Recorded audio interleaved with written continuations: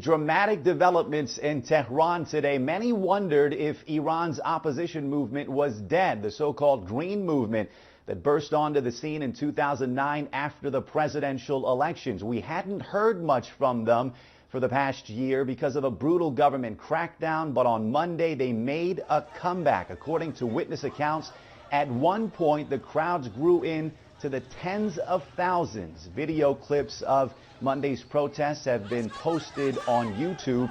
It was often the cat and mouse games that we saw more than a year ago. Security forces chasing protesters away. Video clips showed protesters chanting anti-government slogans like "death to the dictator."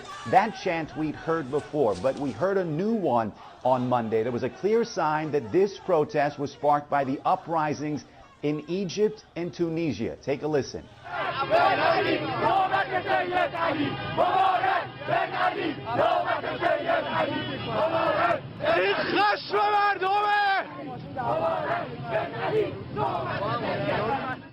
The protesters there are essentially chanting, the former leaders of Egypt and Tunisia are gone. Now it's time for Iran's supreme leader to be gone. Based on witness accounts, these protests were largely peaceful, but it did get ugly at times. This was a man who tried to protect the poster of Iran's supreme leader. He was beaten by a group of men who a short time later burned that poster of Ayatollah Khamenei. Witnesses tell us that at least 24 people were detained in Monday's protest.